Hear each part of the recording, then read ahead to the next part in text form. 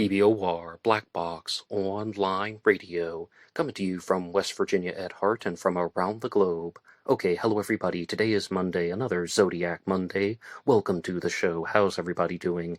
You might notice that, for the first time, Zodiac Monday is taking the place of the previous title, Zodiac Killer News Report. This is the name that you guys know for the show, and in this episode, I will be sharing the second part of the interview that I did with Julia McCann, also known as AntiSquid42. I'm going to begin by responding to some Zodiac Killer news, and then we will get into the interview segment, and you can follow along with the quick reference down there to find the list of topics.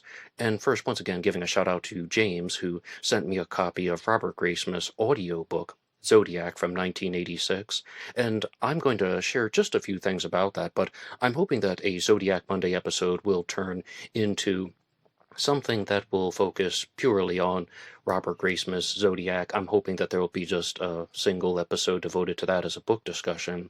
And my first initial response is that, as an audiobook, this is amazingly entertaining. I mean, it's very well produced. I know it's they put a lot of work into this, as it is a professionally done audiobook and so on. But when I was reading Zodiac Unmasked, I read the text version. And the 1986 book, Zodiac, is creative. It has a very nice flow, some good storytelling. However, though, I mean, we all know that this is going to be a book that is going to be filled with errors, misinformation, and half-truths, and ultimately that's going to be the legacy of Robert Graysmith. Now, just to give one piece of information, I have been interviewing several people to talk about the Zodiac Killer, and a lot of people concentrate on the Zodiac Killer's first confirmed crime, the Lake Herman Road murders, which took place on December 20th of 1968. One question that I like to ask people is, how do you think the murders happened? Like talking about how the killer pulled up in the car, how the killer walked around, where was the first shot fired.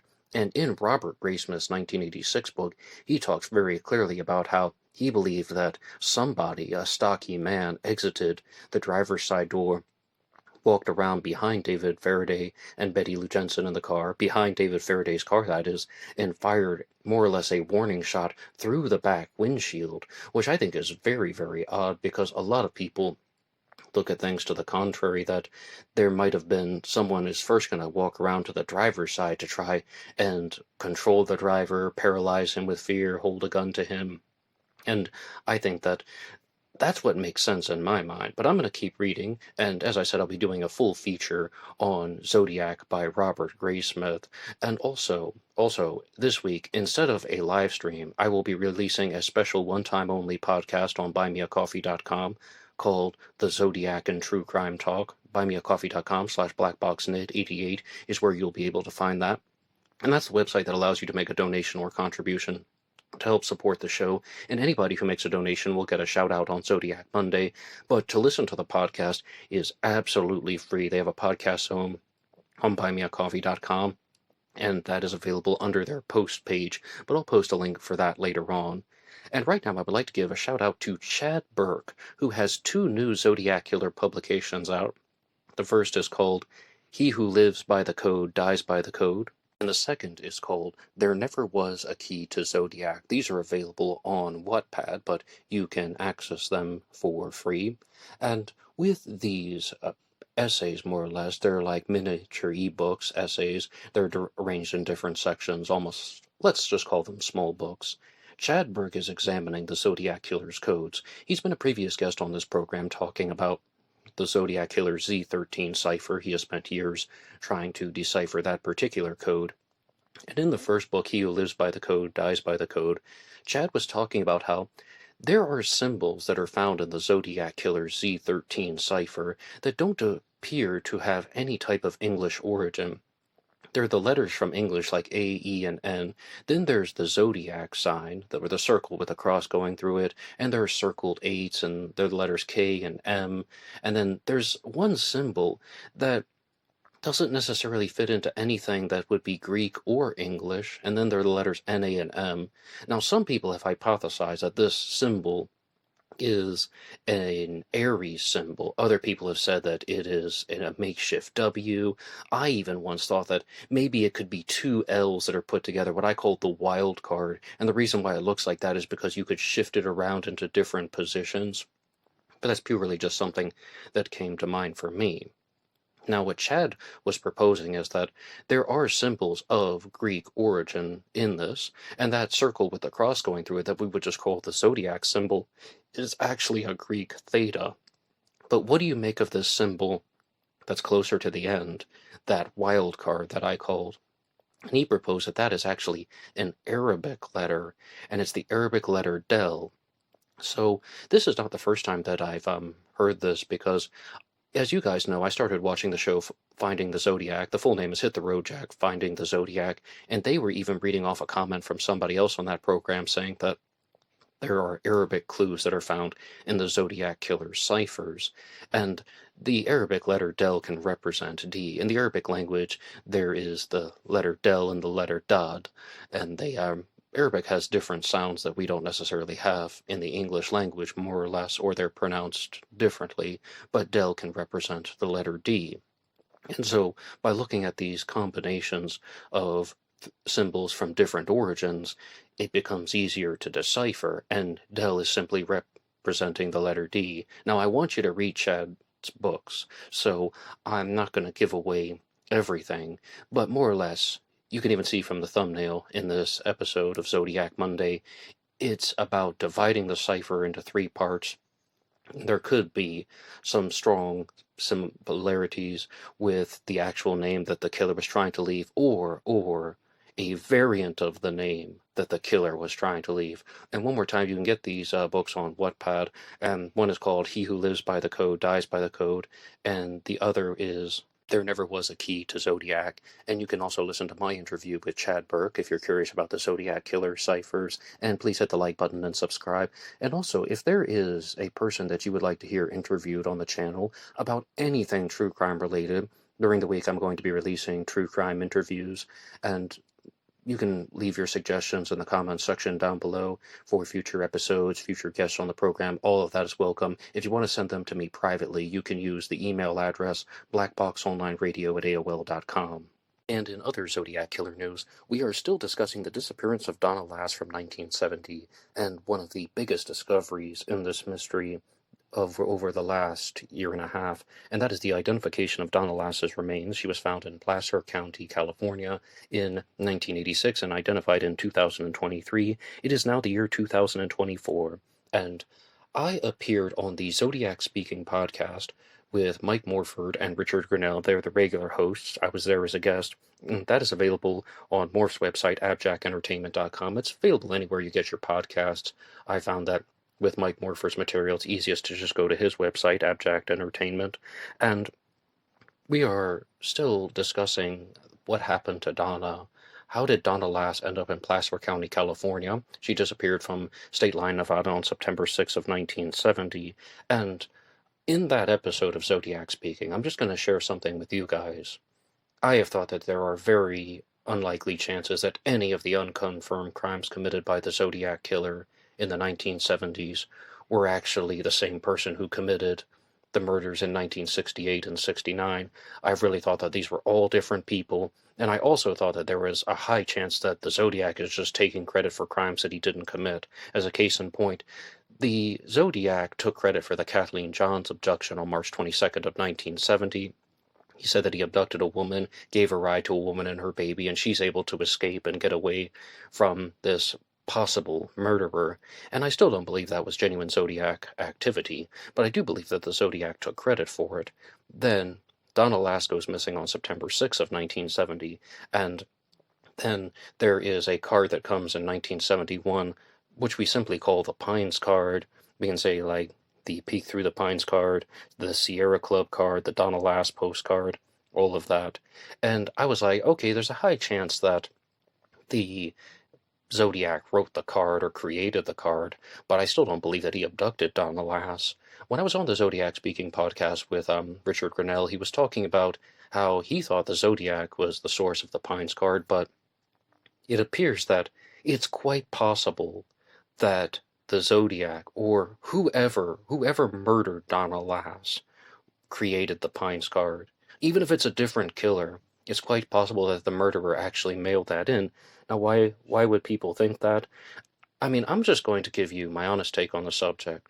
I think that there's a much higher chance now that Donna Lass was killed by the Zodiac killer, going from maybe like a 30% chance to a 60% chance.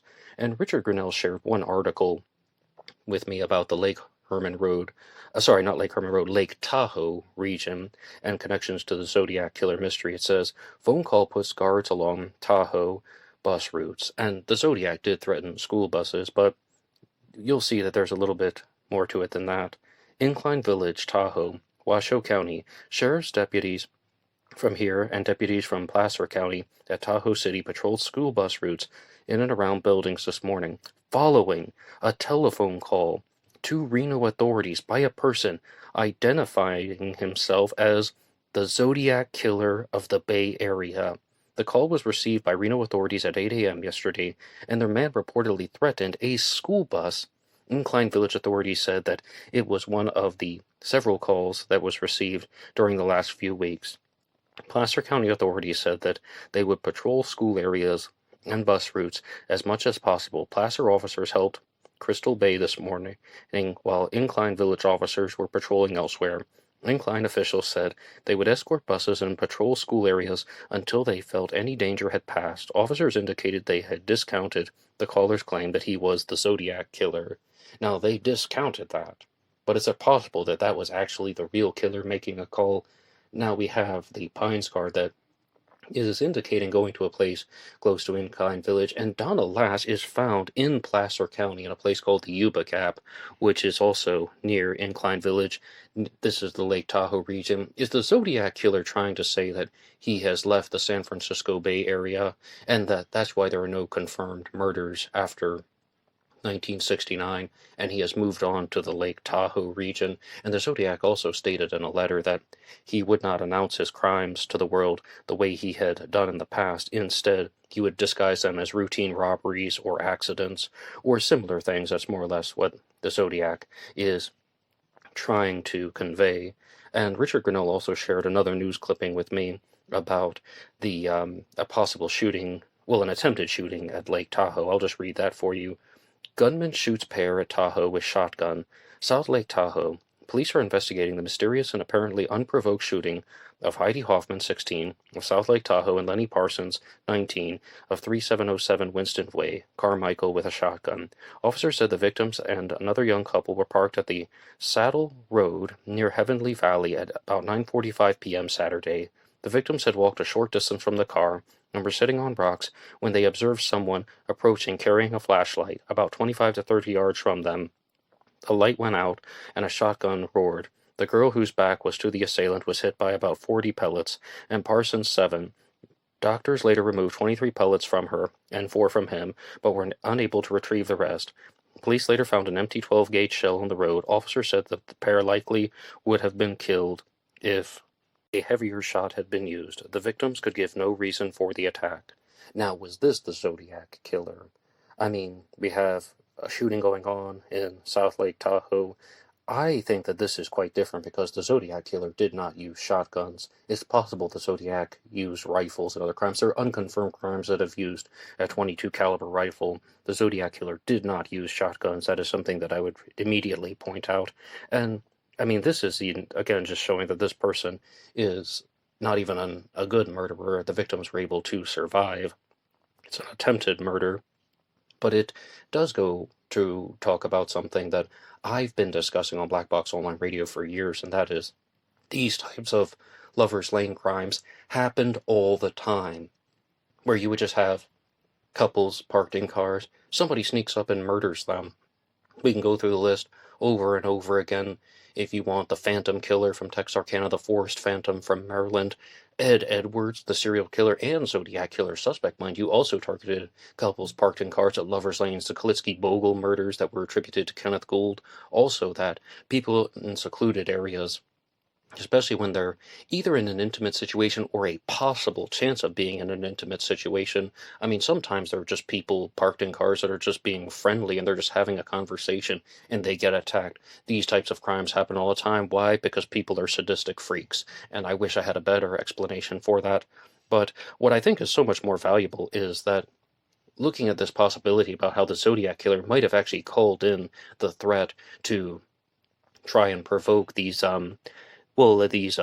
security measures that were put in place, saying that he's going to and attack the school buses in the Tahoe region. Donna Lass is found in Placer County. The Zodiac threatened to attack the buses, saying he's going to get the kiddies as they come bouncing off the bus. The Zodiac said he had a bus bomb. All of that, all of that. And this is just another evolutionary step where the Zodiac killer is showing how he is turning his crimes into something that is different to elude the authorities. He's no longer going to shoot people in cars and state some facts that only he and the police knows. He's no longer only going to kill a taxi driver and mail in pieces of a bloody shirt. He now just wants to make the threats. I didn't even know if he was going to follow through with all of these threats. But right now, before I play the interview with AntiSquid42, I want to know how you guys respond to these challenge questions. Number one, do you think that there's a higher chance that Donna Lass was actually murdered by the Zodiac killer? Do you think that? I do. I said that she's gone definitely higher in my book, but I want to know what you think. And also, what do you think about the Zodiac killer using Arabic letters in his Z13 cipher? That is something else that I would love your feedback in the comment section, and there'll be some links down there to Wattpad where you can find Chad Burke's material. And right now I would like to get to your supporter shoutouts. Once again, anybody who makes a donation or contribution will get a shout out on BuyMeACoffee.com. BuyMeACoffee.com/BlackBoxNed88, and you can also listen to certain podcasts over there. Bonus episodes will be coming out on BuyMeACoffee.com. And our first one comes to us from Batman66. Thank you so much for your regular and consistent support. Bruce Wayne, you are awesome. And over to the next one, River Prawn Pottery. You two guys are amazing, very, very regular and consistent. And you can also use the super thanks on YouTube if you want to make a donation or contribution to help support the show, and you will still get a shout out. And for now, I'm going to turn it over to Julia McCann, AntiSquid42, and here is the rest of our interview picking up from last week.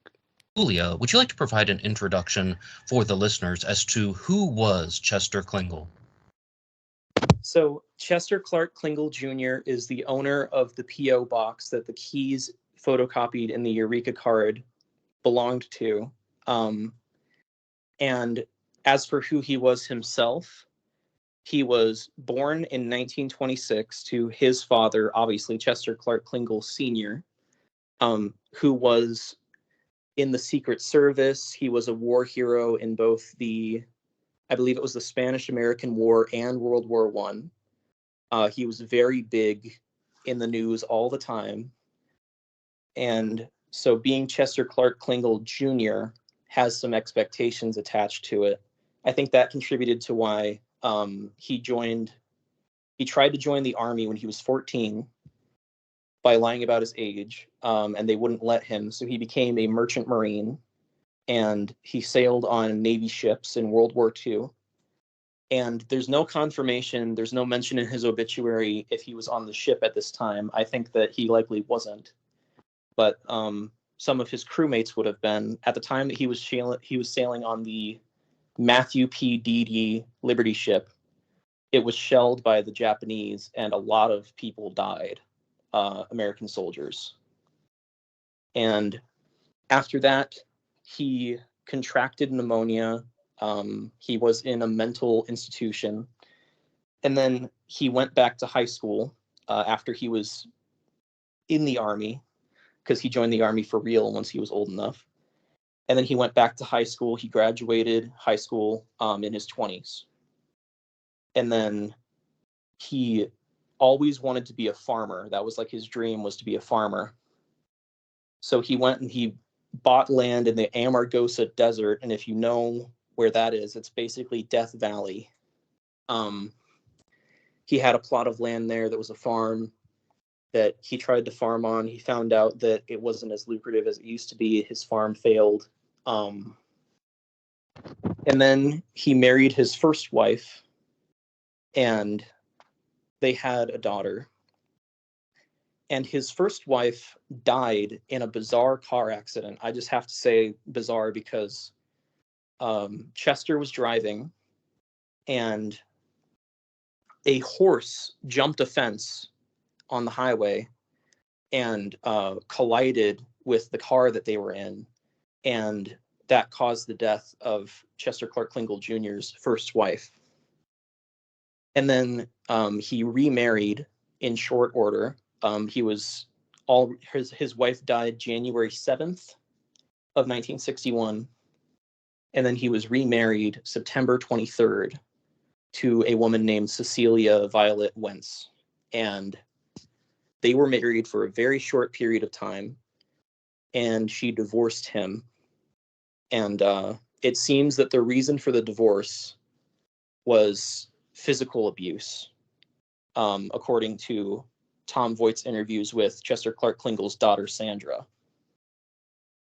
And then he was married again to a woman named Blandina Sarkis. And I'll get into that a little bit later about Blandina. But they were married in 1965, and then he moved up to San Francisco at that time. And he became an insurance, he started working for Fireman Fund Insurance, at first as an insurance adjuster, and then later as a fraud investigator. Fireman Fund Insurance was in Laurel Heights. It was located in Laurel Heights, San Francisco, just a couple blocks away from the Stein crime scene. And he was still working there. He worked there up till 1975. Now, Blandina had a son, and his name was Schubert. And so this is Klingel's son-in-law. And I'm not able to confirm exactly when this would have happened, but according to Schubert's address history, he used to live in Vallejo before he moved to Mill Valley, where Chester Clark Klingel and his wife, Schubert's mother, were living. So I think that that's possibly an indication that Chester Clark Klingel's wife's family lived in Vallejo at some point. That's one of the ways that he could know Vallejo. He also could have known it from Mare Island, the naval shipyard, while he was working as a merchant marine doing odd jobs on naval ships. But I think that no matter who the Zodiac killer is, he went to Vallejo because it was an area that he was roughly familiar with, but was not living in, where he could kill with a little bit of a geographical buffer between himself and the crime. So if Chester Clark Klingel was in fact familiar with Vallejo, then traveling out there to commit these crimes would be a way for him to have a little bit of a geographical buffer between him and the crime scene. Of course, he was living in Mill Valley on Marin Ave, which is just a block away from the crime against Isabel Watson in 1972 on Pine Hill Road. So Mill Valley is like in the West Bay across the Golden Gate Bridge from San Francisco. Sorry, I'm talking very fast. No, that's all just fine. I just wanted to ask because in case somebody did not hear our other segment of this discussion, how does Chester Clark Klingel get incorporated into the Zodiac Killer mystery? Yeah, of course. So there was the Eureka card, which is the way it's referred to, which was a Secret Santa card that was sent to the San Francisco Chronicle. And it contained the phrase, "From your secret pal," the same phrase from the Halloween card. Very similar handwriting to Zodiac's on the envelope. And Groucho Marx's mustache on a snowman, and also had the same setup and punchline as the Halloween card, the same structure. And within that card was a Xerox photocopy of a pair of keys. And those keys were later traced back to Chester Clark Klingel 17 years after the sending of the card in 2007. when there was renewed attention brought to it by David Fincher's Zodiac movie. So, I would still like to get a point of clarity. And as I said, maybe someone also hasn't heard our other discussion on this. In your mind, what is a more likely option? Chester Clark Klingel was the Zodiac killer, or that he fabricated the Eureka card, or something different altogether? So I mentioned this in the previous segment, but in case you haven't heard it, I think that it's more likely that Chester Clark Klingel was a hoaxer who sent the Eureka card, because I presume innocence. I don't presume to know who the Zodiac killer was. I don't trust my gut feelings that much. I will say my gut feeling is that Chester Clark Klingel is the Zodiac killer, but I don't give that enough weight to say that it's more likely than not. So I would say roughly 70% chance that Chester Clark Klingel, having read presumably Robert Graysmith's book and picked up some of these details in the card, sent this as sort of like a dark joke, and then probably somewhere around 25% that he was actually the Zodiac killer himself and sent this card. And then the remaining percentages would be either somebody else other than Klingel sent this as a hoax, which would probably have to be somebody who knew Klingel immediately, or the least likely option to my mind is that the Zodiac killer sent this card and was not Chester Klingel and was trying to frame Klingel. So would a fair assessment of your observations be that you said very clearly that your gut instinct tells you that Chester Clark Klingel was the Zodiac, but the forensic evidence doesn't support it yet? Yeah, so we don't have any information about Chester Clark Klingel's fingerprints. I will say, if you read through the FBI files as much as I do, about 90% of the time it says redacted name was sent over, his prints were sent over for fingerprint comparison, and no comparison could be conducted. Because, so basically, the fingerprints that we have are, the best fingerprints that we have are from the Paul Stein cab in blood. Now, I'm not going to get into this story about one of the Robbins kids going out and leaving this fingerprint. I don't think that's impossible, but I don't want to assume that. I feel like it's kind of a cop-out if everybody can just say, oh, well, my suspect didn't match these fingerprints, but it was just this Robbins kid who left this fingerprint here, you know? So I would say, that those fingerprints were smudged. And I think that it's because he realized, I'm assuming it's the Zodiac here that left this print, but I think that he looked back and he realized he had left this print. And I don't know if you've ever had the misfortune, as I have, of trying to wipe a bloody fingerprint off of your car. I got into a car accident a few years ago, and I was cut up by glass, and I left a bloody fingerprint on my own car. And when I tried to wipe it off, it wouldn't budge. It just kind of smudges around because the blood, it doesn't just wipe off so easy. So I think he took some sort of cloth and he was sort of trying to wipe away the fingertips prints, and he was only able to smudge them.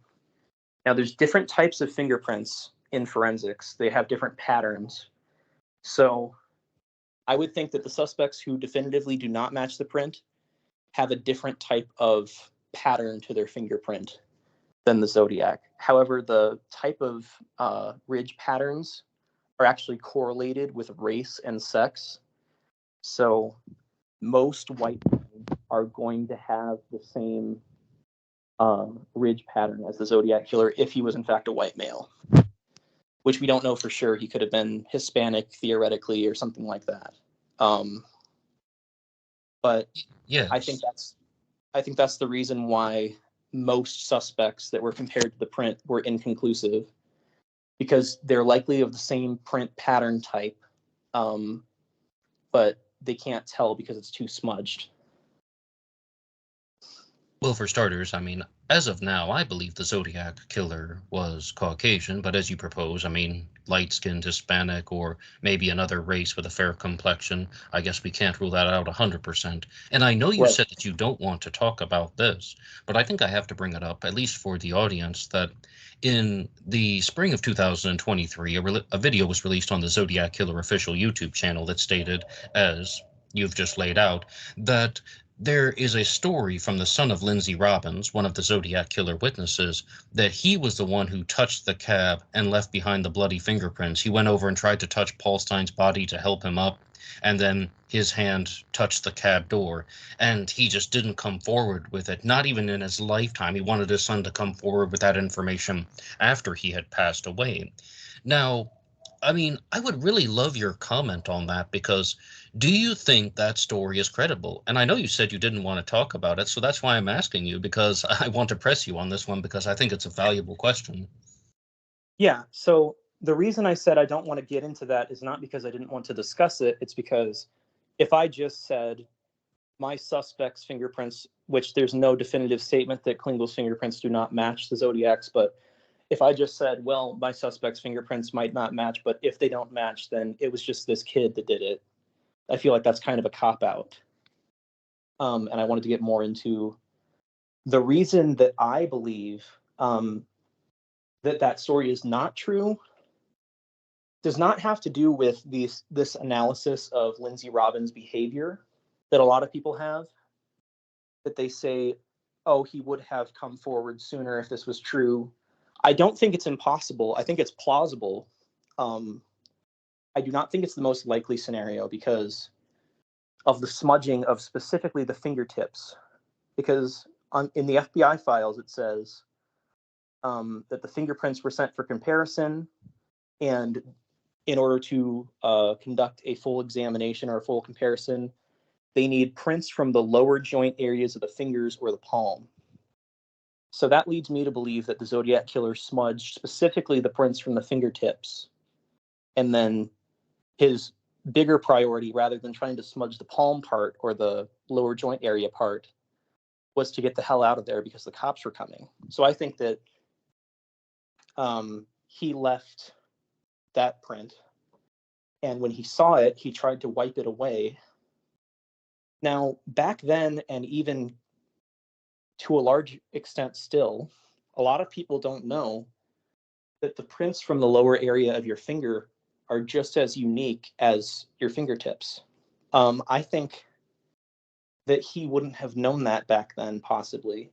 And so his priority was to get rid of the print from the fingertips and not leave this, not worry about trying to smudge the rest of it, if that makes sense. Absolutely. Absolutely, that makes sense. But there is something that was discussed on the Zodiac Killer debate files, which is hosted by Ross Geraci on Planet X Filmworks. I believe it was the debate with Thomas Horn and Richard Grinnell. And, I mean, that was before he launched the debate files, excuse me. But they're saying they want to challenge the Robbins story on plausible deniability. If you were to walk over to the Stein cab and you see a man who has just been shot in the side of the head and his body has just kind of plopped over, and like you're gonna try and help him up. Hey, mister, you all right? Like, obviously that man is not all right. And I mean, like, just like basic human instinct would tell you that that just doesn't sound like the course of behavior that someone would take when they just see somebody who is just bleeding all over the seat to help him up, and then his hand comes back and touches the car door. Do you think that that story should be discounted on plausible deniability of Lindsay Robbins touching the cab? I think that a lot of people think that they know how they would react if a crime were to occur. I do know that I know a couple people who are surviving victims of crime, and the way that you react is completely unpredictable. For example, there are a lot of people who say things like, guys who say things like, you know, if I was 6'5" or however tall Brian Hartnell is, and I was built better than him. Then when he came over with a gun, I would have like punched him in the face and like put him on the ground, and I would have beat him up and all this stuff. When Brian Hartnell's actual reaction was very different. I think it could be I don't think it's the most likely scenario, but it appears that Lindsay Robbins simply believed that this man had been robbed, and Paul Stein's head, if I'm understanding the way that the crime scene is laid out correctly, would have been away from Lindsay, and he wouldn't have seen it right away. So I think it's plausible that he thinks that this man has been robbed in front of him, sort of walks down and can't see the cab driver when he looks through the door. So he opens the door up and he sees him laying down, and then kind of goes over like, hey, are you all right? And then I think that when he touches him, he would know that he's not alive. But he might have already had blood on his hands at that point. I would also point out that it's possible to have blood in between the ridges of your fingers without looking like your hands are just covered in blood. So I think that he could have, it's possible, I won't say plausible, but I'll say possible, that that's what happened, and that when he closed up the cab, that he left that print, and that he didn't tell anybody because he either just wanted to pretend that it didn't happen, like for his own mental sake, or maybe, I don't know. But it also seems possible that the police knew about this before we did, because, for example, Arthur Lee Allen is one of the people that definitively does not match the prints on the Paul Stein cab, meaning he would likely have a different pattern type to his fingertips than the prints on the Stein cab.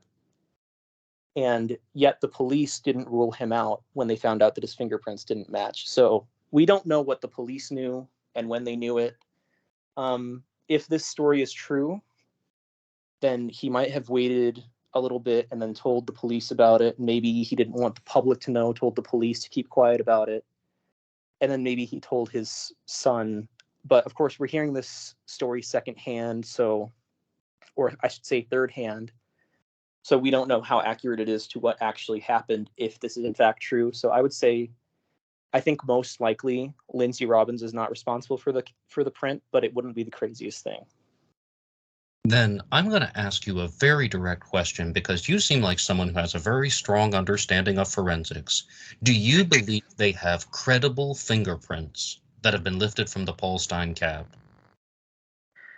I would say that if you have a match to the fingerprints, that would be prosecutable. I would say you can't 100% confirm that those are Zodiac's fingerprints. But if you had a match, like for example, if you had a match to a suspect, that would be very strong evidence that that person was the Zodiac killer, if that makes sense. Well, yes, absolutely. That makes sense. But I don't believe that was the exact response to the question.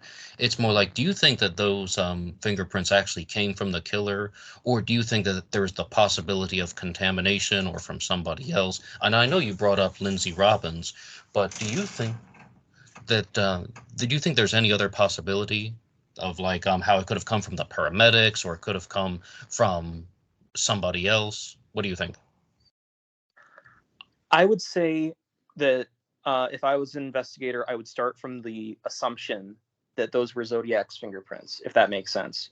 As to directly answer the question, which not everything is as cut and dry as, are these the Zodiac killer's fingerprints? Are they not the Zodiac killer's fingerprints? But I would say it's possible.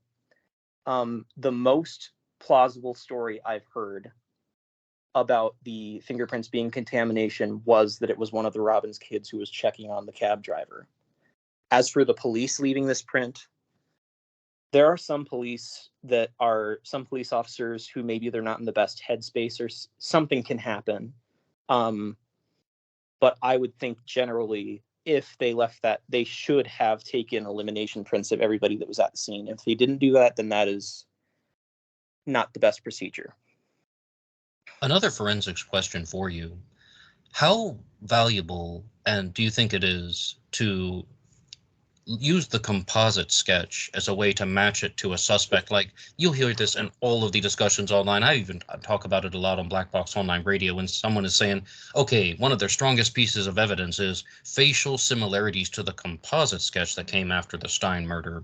How valuable do you think that is, or how useful, rather, how useful is that as a forensic technique? I think that police sketches are better to rule people out. I think that the sketch will probably have some general resemblance to the person, which that sketch, the Presidio Heights sketch in particular, has a general resemblance to, I would say, some insane number of people, because it seems like everybody thinks that their suspect looks like that sketch. Um, the Presidio Heights sketch was done by an officer named Juan Morales, who was not a trained forensic sketch artist.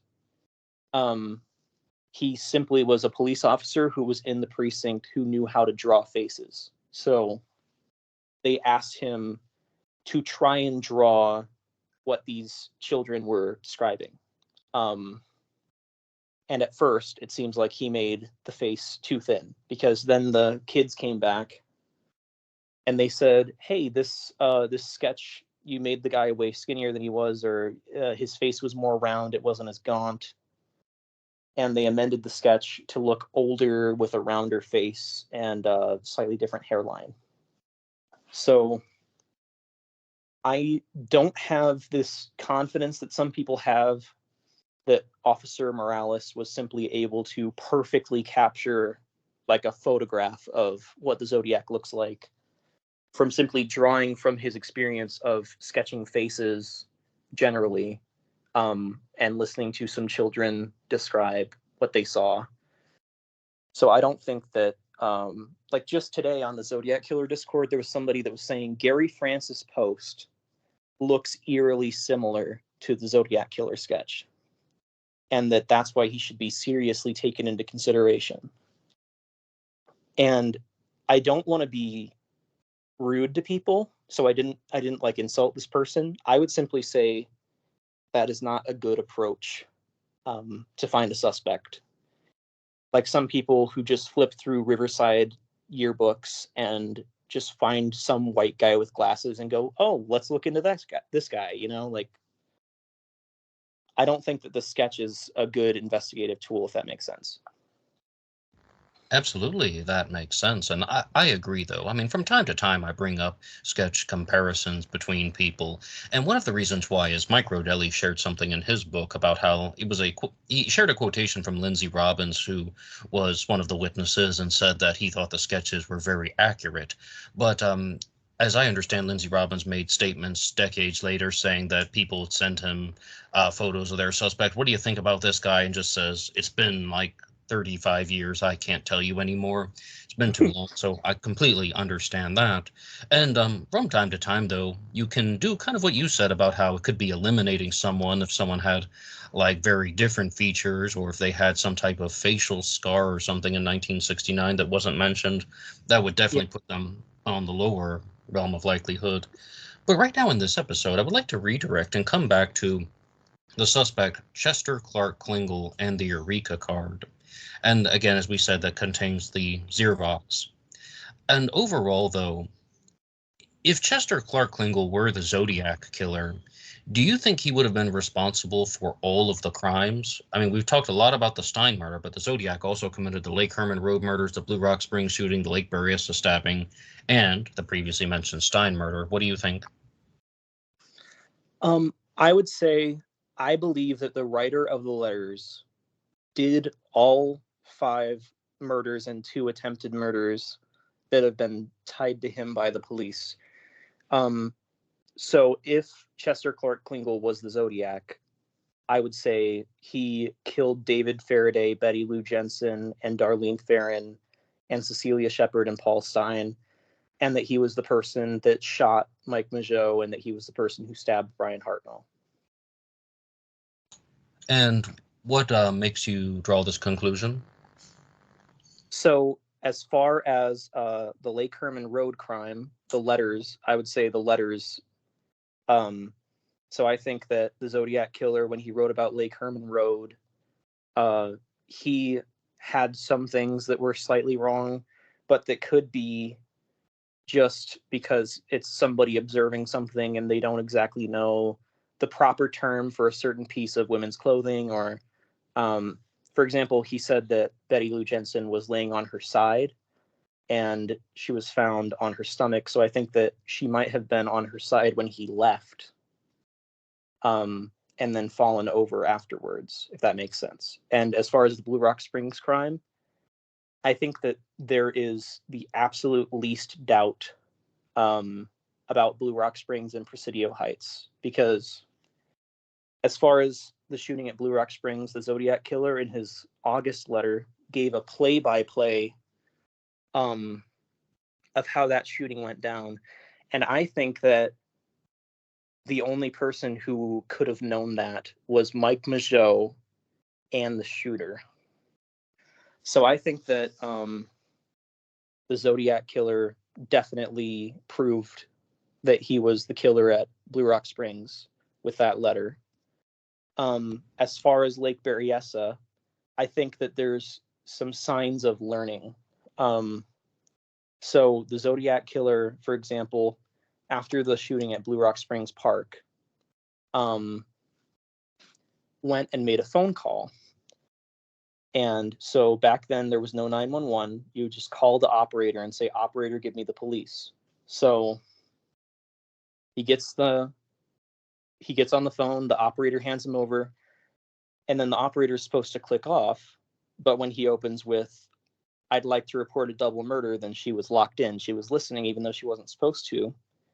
And when the Zodiac Killer hung up the phone, then the operator called right back that there was a button to call back the number.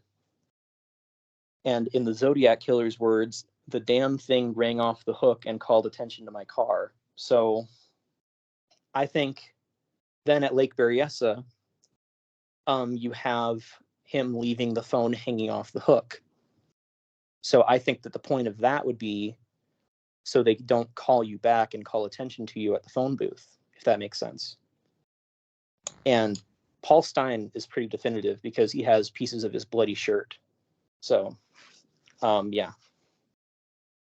And is there any evidence that would suggest that Chester Clark Klingel committed these crimes outside of the Eureka card?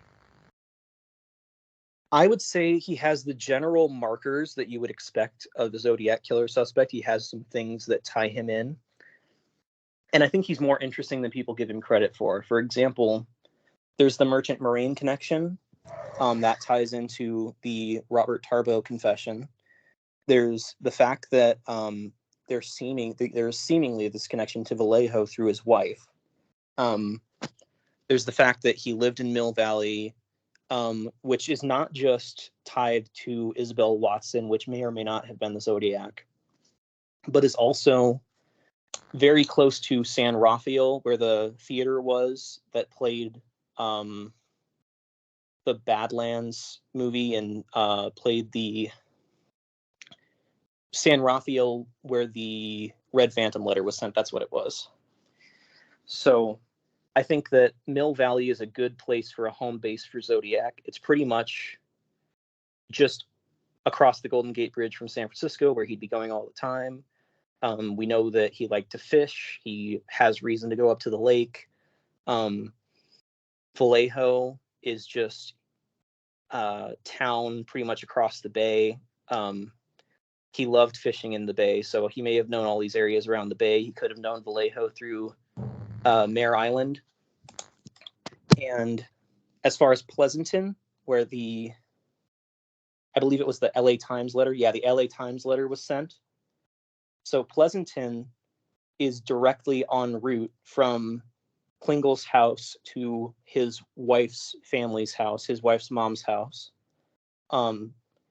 And Klingel actually did an interview where there was a profile of him in the Modesto Bee, where he said that he was frequently visiting his wife's mom in Turlock, California. You can get on Google Maps right now and go Mill Valley to Turlock, and it cuts right through Pleasanton. And I checked all of the roads, whether that would have been the fastest route back in 1971. It still was. Everything is the same. Well, there's some differences in the route after Pleasanton, but not significant. It also would have taken him through Modesto. He would have been going through Modesto all the time, and that could tie to Kathleen Johns, but I simply do not believe that Kathleen Johns was abducted by the Zodiac. Okay, though, we've had the opportunity to talk about the confirmed crimes, and in the previous segment, we talked about the disappearance of Donna Lass, which you also don't believe was the Zodiac. Now you said Kathleen Johns. But I just have a follow-up question, and this isn't so much related to Chester Klingel, but what do you think about the murder of Sherry Jo Bates from 1966? Do you think that was the Zodiac killer? So I think I'm going to save you a lot of time by saying I think that the Zodiac killer only killed the 5 known victims, and that he also tried to kill the other 2 known attempted murders. He may have done other crimes, but I'm not convinced by any of them, if that makes sense. I think that Riverside is interesting if he's identified and has a connection to there. Otherwise, I'm not convinced of the Riverside connection. I think that the Zodiac during this time, he was taking credit for anything that the papers said might be him.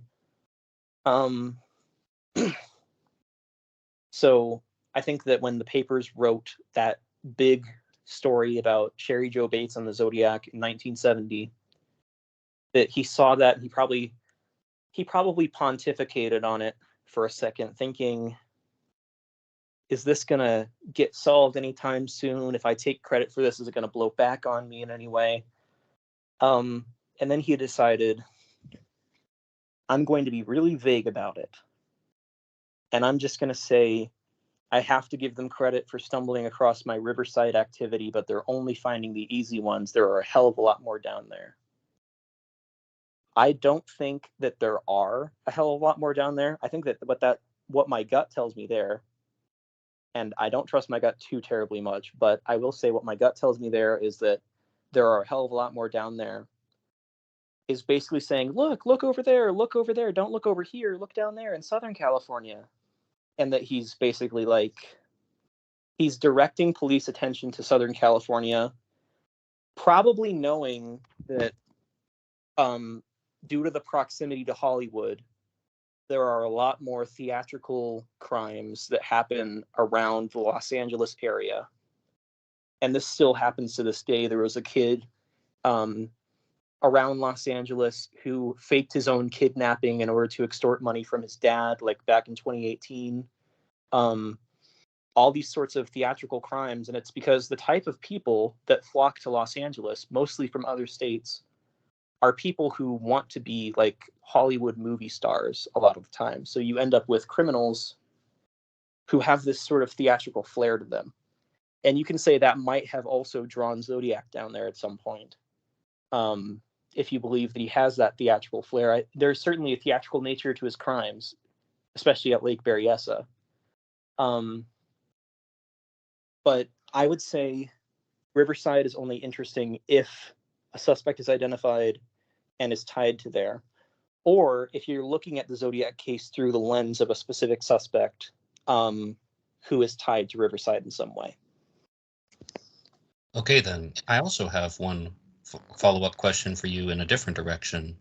When do you believe the final Zodiac letter was written? So, well, I think that, again, I'll say it's more likely than not that the Eureka card was not from Zodiac. But if my gut is right, then the last Zodiac letter was sent in December of 1990, and it was the Eureka card.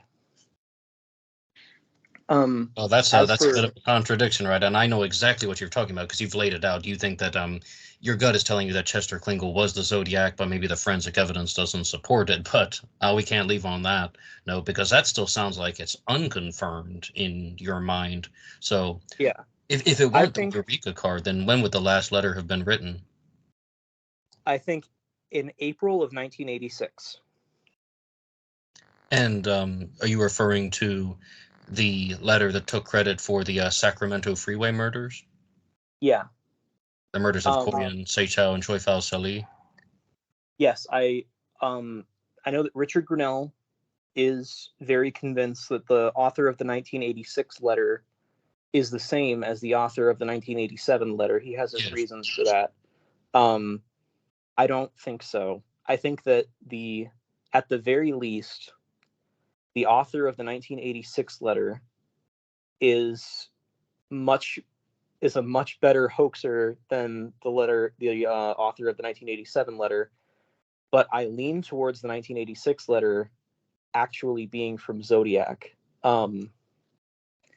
The handwriting to me is very good.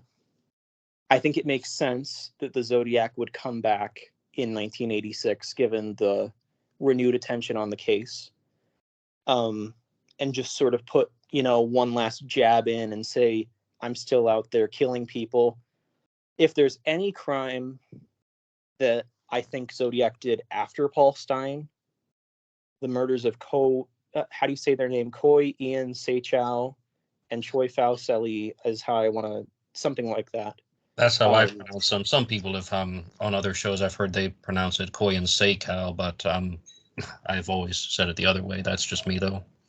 Yeah, I'm sorry if I butchered their names, but I think that's a good possibility. Now I guess I have to correct myself a bit from earlier, because I think there are interesting crimes after Paul Stein. I think that most of the crimes from before Lake Herman Road are just not really Zodiac. Probably the most interesting one out of them to me is the murders on Gaviota Beach on Senior Skip Day on June 4th of 1963 of Robert Domingos and Linda Edwards. I think that one is interesting. I know that all the way back in 1968, there was also a letter that was sent from the San Diego police up to Vallejo to tell them that they thought that the killer at Lake Herman Road was also the same person that killed Johnny Ray Swindle and Joyce Ann Swindle on February 5th of 1964. At first, I totally believed that was Zodiac earlier on in my life. But then I pretty much found out that San Diego was sending letters out to any relatively nearby precinct that had a seemingly motiveless murder with a .22 caliber rifle or similar gun. So San Diego was basically just casting a wide net, saying if there's this .22 killer out there, because they had a seemingly motiveless murder with a .22, and so anyone that happened around, they wrote to Phoenix, they wrote to Gaviota, they wrote to Vallejo, they also wrote to several others, I think, including, I think that there was one like way far off somewhere, like Florida or something.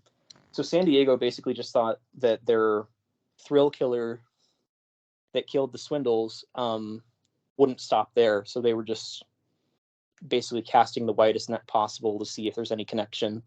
And I think they just happened to get this supposed connection to what turned out to be the first murder of a serial killer, if that makes sense. Yes, that definitely does. And right now, I would like to give you the floor and say, do you have any final send-off about your materials or any final concluding message that you have for the listeners of Black Box Online Radio? Yeah, I would simply say Chester Clark Klingel in 1969 was 43 years old, 5'11", and blonde, and wore glasses, and lived in the area, worked in very near to Paul Stein crime scene, and that he had military experience, was a merchant marine, and he also used to be an airplane mechanic in Anaheim. And Also, that I think that he sent the Eureka card. I guess that's all that I can really send off with for this section. And thank you